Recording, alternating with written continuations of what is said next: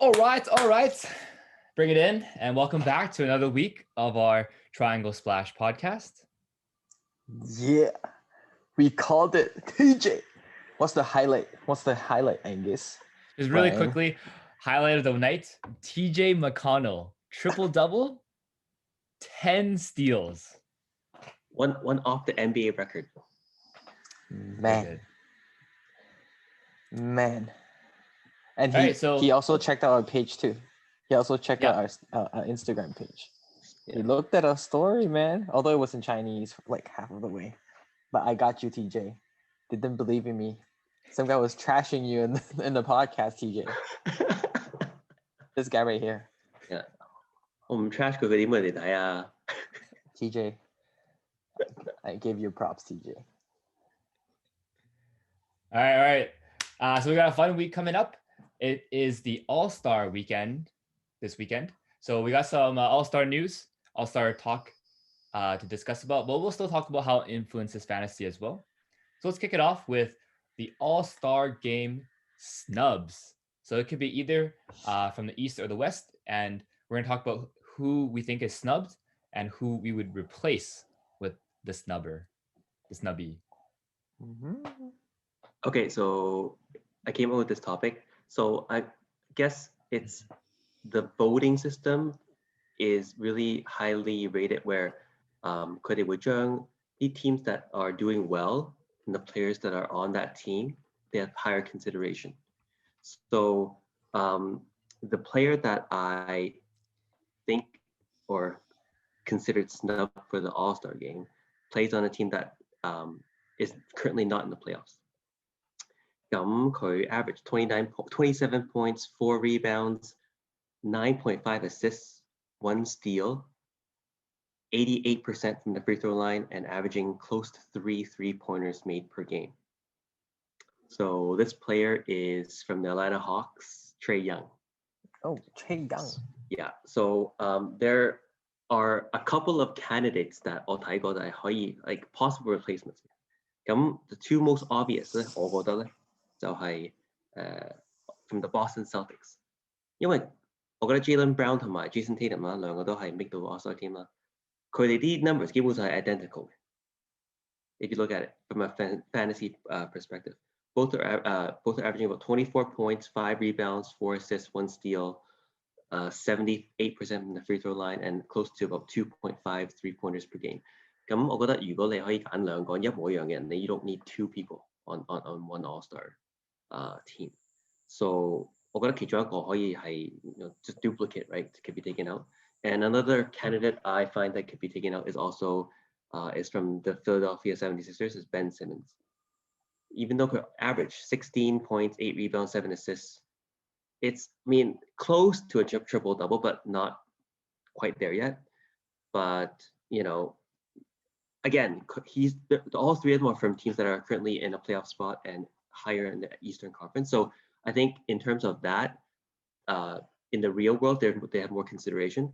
同埋我覺得我諗呢個 topic 嘅時候係覺得一個人如果佢 if he's really good in fantasy， 即係話佢好似 Trae Young 咁樣 put up a lot of good numbers, but he's technically not helping his team win， 即係佢幫助唔到佢哋個 team 贏嘅時候，喺 fantasy good，但係 real life it's not very useful. So the other players, yeah, they don't have as good numbers, but they are helping their team win.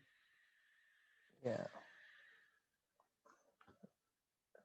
I could agree more with the replacement in terms of like who we should take out from the All-Star team.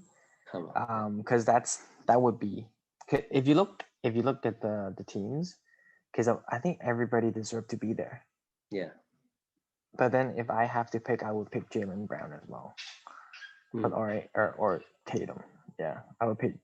Yeah, because Jaylen Brown had a really hot start in the first like 3 weeks. Yep. But then afterward he cooled off and he brought back down to earth, and he is the Jaylen Brown of old. Like he's very solid, but I won't consider him an All-Star at the moment. Yeah. So, but then everyone else deserves to be there. So, yeah. What do you think, Angus? Yeah, I think replacements definitely it's kind of like it's been a very interesting first half of the season. Some people started off really well and then they fell off. Some people were injured in the beginning and then they came back and started doing really well. So it's kind of like hard to gauge like where are we, looking at the numbers from. Yeah. But I actually had the exact same two replacements for the East as you. Come on, I'm just gonna jump into mine then. So if I was gonna also replace Ben Simmons, either Ben Simmons or Jaylen Brown, the high ogle replacement is from the Toronto Raptors, Oh, yeah. which Oh, boy. I think he's like the best fantasy player on the Raptors, maybe even best player this year. Fred VanVleet. Ooh, best player. Damn, son. So 20 points, 4 rebounds, almost 7 assists, 1.7 steals. So Ogilda Fred VanVleet's underrated because he plays actually really good defense. Yes. And a lot of people, when they were drafting or looking at Fred VanVleet, they just think about like, good scorer, playmaker, but he's got good defensive stats. And Ogilda fantasy voting, of course, like 即係好似普通啲 fans, they just look at the points, right? 但係如果你真係睇 like full all round player, 我覺得 fantasy not fantasy AllStar voting 佢平時唔會睇 defense 咯。Yeah. So that's actually my pick for Ben for the AllStar snub. Because I can agree and argue that Fred VanVleet is the best player on the Raptors, but Jaylen Brown and Ben Simmons isn't the best player on their team, right? And also, I think what gives Ben Simmons a huge edge is the 76ers are doing well. Yeah, exactly. Yeah. Team success. Yeah. But then 76ers are just so stacked. Like I think we have mentioned in the previous podcast that they draft really well. They have a really deep bench, and as well as their starting five, it's pretty one of the best starting five in the league. Most complete starting five, I would say. Not all of them are all-star, obviously, but they are very complete, like a complete team. From center, like I think Joel Embiid is the most dominating center other than AD right now. Nobody can stop Embiid. I think Jokic is the most dominating center. Yes, that's a debate for another day. I think we should have that debate. Okay, let's move that to next week. Yeah, next week. I like that. That's a good one. Okay, so for me, like I think, like I've mentioned, Jaylen Brown. Yeah. Ben Simmons too. I think Ben Simmons. I think you know what? Considering the entire season overall body of work, I would take Ben Simmons out over Jaylen Brown. Yeah. And I also replace this guy. He's a 21, 11, and 6 guy. He's 5.9 assists, and he's the first ever 21, 11, and 6 never to be nominated or not, never made it to the All-Star team, having such such numbers. 20, 11, 6. That's insane. Pretty impressive. So pretty impressive. So the only person who's who I would say only person right now is Jokic that has better numbers than him. Everybody else, they might have a little bit more assists than him, but if they have more assists, they don't have as much rebounds. So who is that guy? Tell me, guys. The next guy that is actually, so Julius Randle is another guy. There's 23, 10, and 5. And this guy is just right next to him. And nobody else come close. Tell me who is this guy? He's a beast. And we actually mentioned him in the previous podcast.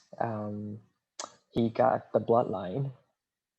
He is a force.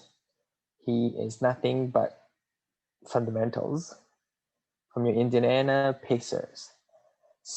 The bonus. The Montes Sabonis.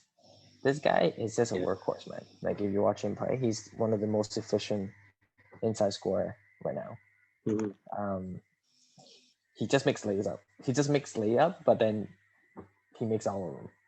and super efficient, awesome rebounder. But I just don't think he's a sexy pick for most people. But in terms of efficiency, like you will want him to be on your team, and he can win you basketball games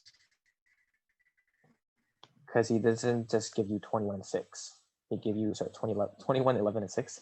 He gives you defense. He gives you hustle. He gives you interior toughness. So he's a complete like player. But he's just missing that 3-point shot. But he'll make a couple here and there. So I think he's very deserving to be in the team. Yeah. But he did make it now because he's an injury reserve replacement. But I think that's kind of slap into the face as well. Like, yeah, here you go, because somebody's injured. So I didn't like that. Well, from another perspective, you could think that he's like he just missed out. Come on, he's the next person up, next person up, so to speak. But I think Sabonis is really similar to another big man center who's actually we mentioned before was Vucevic from Orlando. Like very similar to the path where 我覺得 Sabonis 過到1年或者 even like 2年或者1年咧，佢會變咗啲 Vucevic 咁 dominating. Yeah, on the cusp of becoming elite. So I couldn't agree with you more. All right. I know we stuck on the east side for our 3 picks for the week, but I just want to give a quick shout out to, I guess, a quick replacement shout out. So kind of like how, Durant was replaced last minute. I think that Anthony Davis shouldn't have made the All-Star team in the first place. So I think that falls in line with, our arguments that because Anthony Davis was on the Lakers, they were winning and he was a big part of it. Yes, I agree. Like he was a really strong player, really important part of their defensive anchor, but he actually wasn't that good in the beginning half of the season and he got injured. So that's already 2 things that I mentioned about like, okay, starting off hot and then cooling off and also being injured for another part of the season. So just really quickly, 2 players I think that could for sure replace Anthony Davis, although he is replaced now with Devin Booker. But 2 players other than Devin Booker that could have taken that spot were DeMar DeRozan and Brandon Ingram. I think Brandon Ingram, I think DeMar DeRozan has a bit of a stronger argument over Brandon Ingram because if we're measuring team success, DeRozan took the Spurs to the 6th seed in the West currently. The Spurs are I think the Spurs are the only playoff team that has no All-Star. So just something to, some food for thought. Don't sleep on DeRozan. He's a huge playmaker, 7 assists this season. So breakout. Yeah. Because I think early on DeRozan, all the negative parts about him was that he doesn't know, he can't pass, or he only shoots, right? So this year or the last couple of years proved that he's more of a playmaker than people think.